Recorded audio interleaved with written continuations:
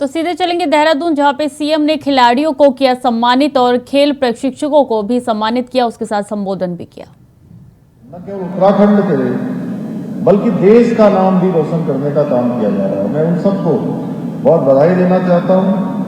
आज हमारे प्रदेश का हर युवा खेल जगत में कुछ कर गुजरने को तैयार बैठा है और जो हमारे खिलाड़ी हैं उनके अंदर अपार उत्साह है।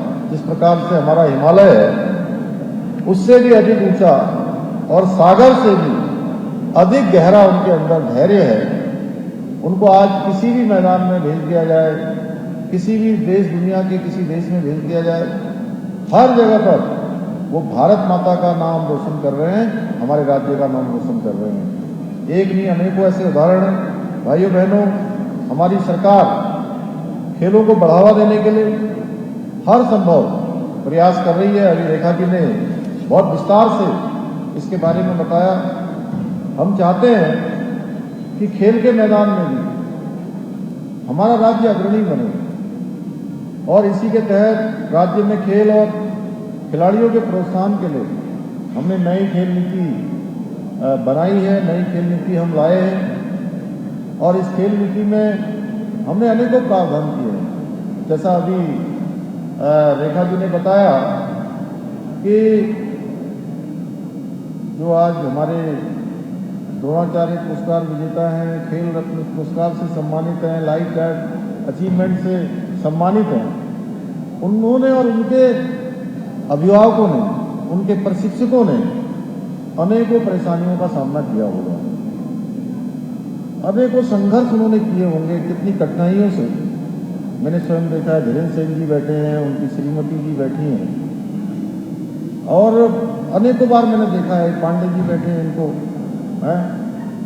तमाम जगह पर मैंने संघर्ष करते हुए देखा है। इन्होंने अपना, मैं कहूँ कि अपने सारे कामों में कटौती कर दी, न खाकर भी, न सोकर भी, न पहनकर भी बच्चों को आगे बढ़ाने के लिए अनेकों जतन किए हैं। तब जाकर इनको ये उपलब्धियां प्राप्त हुई हैं, तब जाकर ये मेडल मिले हैं, तब जाकर ये पुरस्कार मिले हैं, तब जाकर ये राष्ट्रीय और अंतर्राष्ट्रीय स्तर पर इन्होंने पूरे भारतवर्ष का नाम रोशन करने का काम किया है। और अब इनको हम लोग सम्मानित कर रहे हैं। हम इनको सम्मानित नहीं कर रहे हैं, अब तो हम ही सम्मानित हो रहे हैं।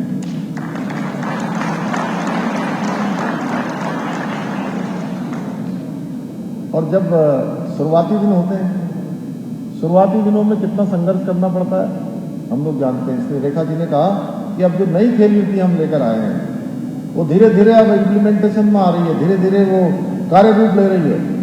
उसमें ऐसे खिलाड़ी, ऐसे हमारे भाई बहन जो किसी गरीब परिवार के हैं, जिनके यहाँ साधन नहीं है, सुविधाएं नहीं है, लेकिन अगर उनके अंदर प्रतिभाएं हैं, योग्यता है, क्षमता है, तो उनका आगे बढ़ने से अब कोई नहीं रोक सकता।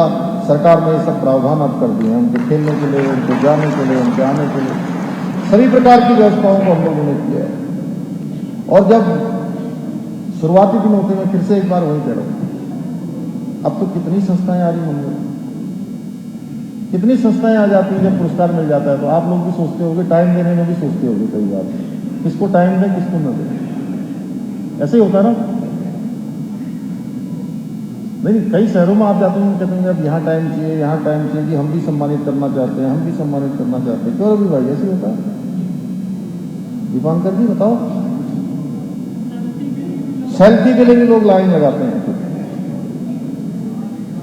ये तब होता है जब पुरस्कार मिल जाता है।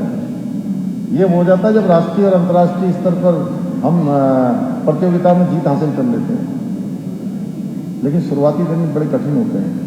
ये सब सोचकर हम लोगों ने प्रयास किया है कि सरकार में जो भी नीति लाया जाए, जो भी काम लाया जाए, वो धरातल पर उतरे, यानी कि उससे सीधे सीधे लोगों को कहीं ना कहीं लाभ मिले, उनके जीवन स्तर को आगे बढ़ने में सहायता मिले।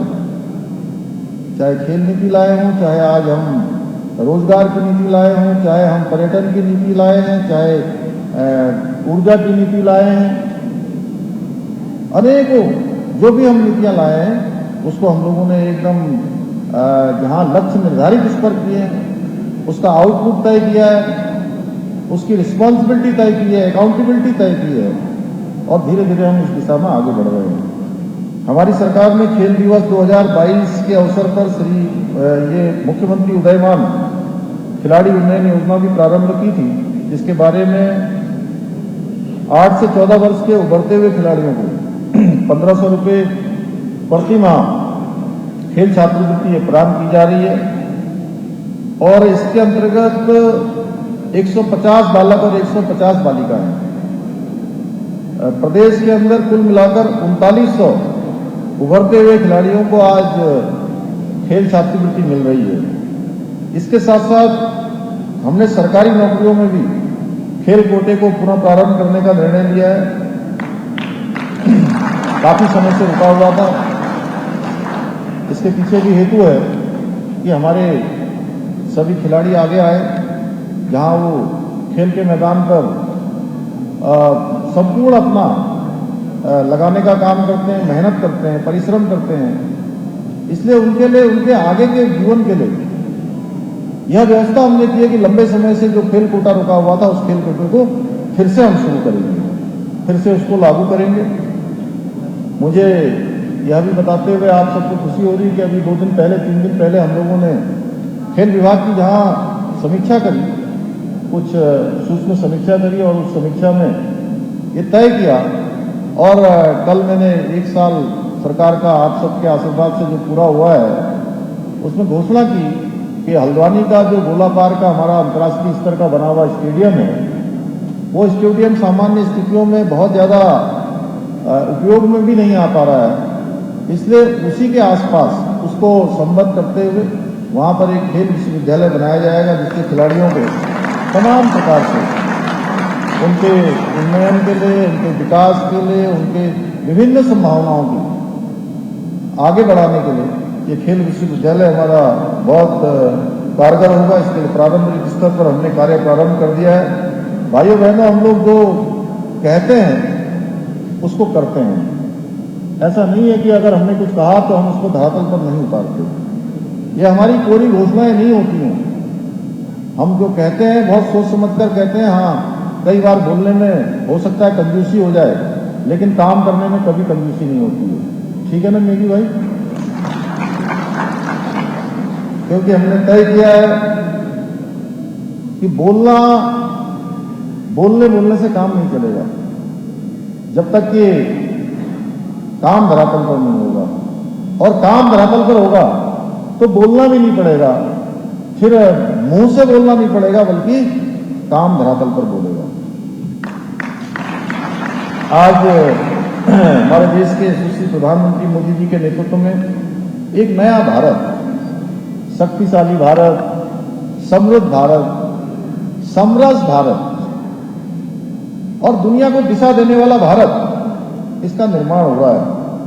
आदरणीय प्रधानमंत्री जी के नेतृत्व में आज कोई ऐसा क्षेत्र नहीं है जिस क्षेत्र में हम आगे न बढ़ रहे हैं। आज खेलों में भी भारत का मान सम्मान बढ़ रहा है।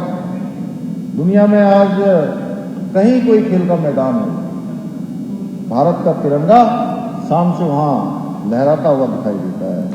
इसके पीछे अनेकों कारण हैं, क्योंकि उसमें मैं विस्तार से जाऊंगा तो बहुत लंबा हो जाएगा, लेकिन मैं इतना ही कहना चाहता हूं कि ये एक प्रश्न भी है हम लोगों के लिए कि क्या भारत के अंदर कभी प्रतिभाओं की कमी रही है?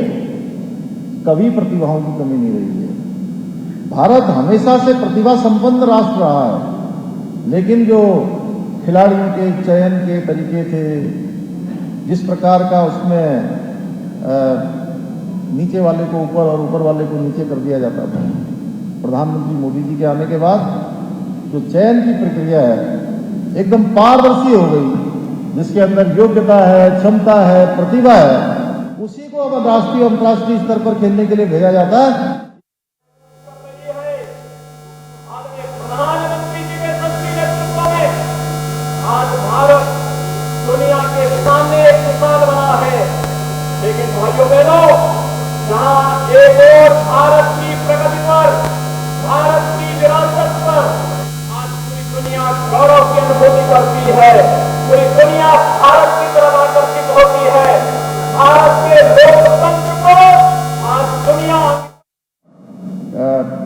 प्रशिक्षण देने का काम सरकार के द्वारा किया जा रहा है। भाइयों बहनों, हमारे खिलाड़ी जब सोना या चांदी के मेडलों से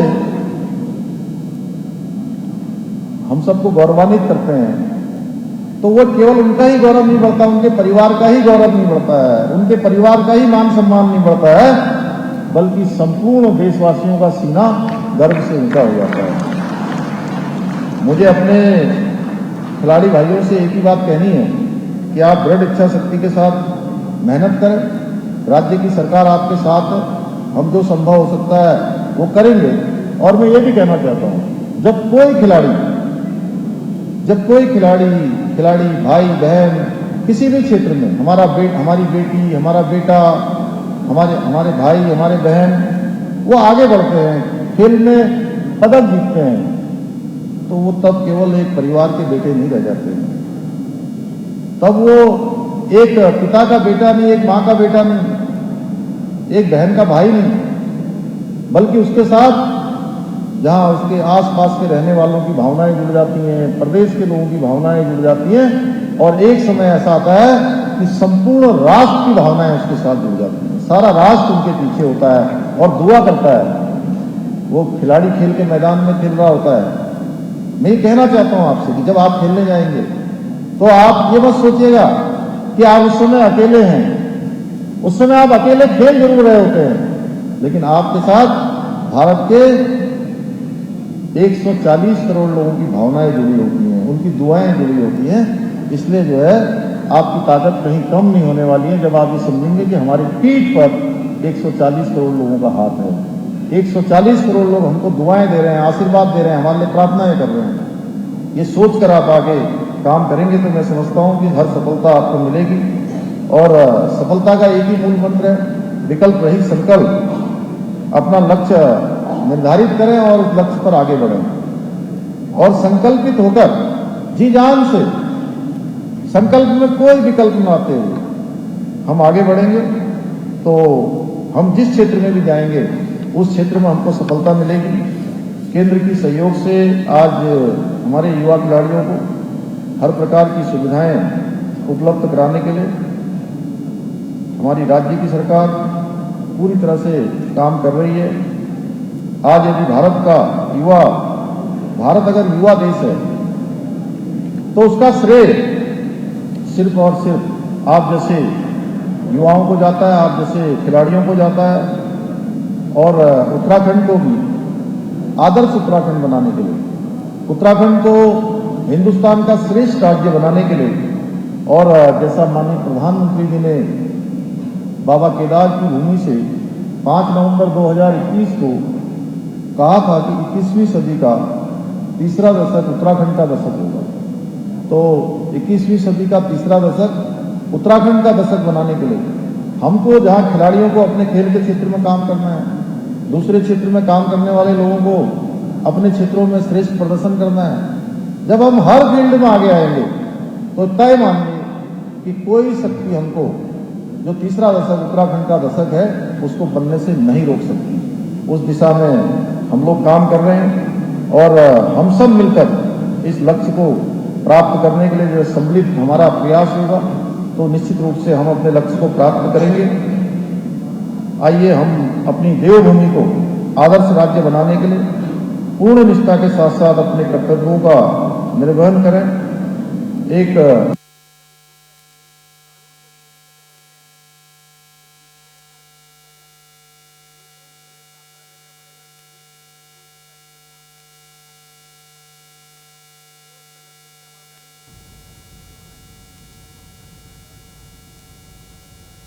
तो सीएम धामी को सुन रहे थे आप कि किस तरीके से जो खिलाड़ियों को सम्मानित किया गया है उस अवसर पर उन्होंने बोला कि हमारा राज्य जो है नंबर 1 बनाने के लिए इसी प्रकार से कार्य करते रहेंगे। और जैसा रेखा जी कह रही थी, हम सबको बार बार मिलने का अवसर प्रदान करेंगे कि बार बार आप लोग खेलों के क्षेत्र में पुरस्कार जीतकर आए और बार बार इस प्रकार का सम्मान समारोह आयोजित हो। हम उत्तराखंड के साथ साथ भारत का भी गौरव बढ़ाने का काम करेंगे। पुनः मैं एक बार आप सभी के उज्जवल भविष्य की कामना करते हुए आप सबको शुभकामनाएं देते हुए अपनी वाणी को विराम देता हूँ। बहुत बहुत धन्यवाद। जय हिंद। भारत माता की, भारत माता की।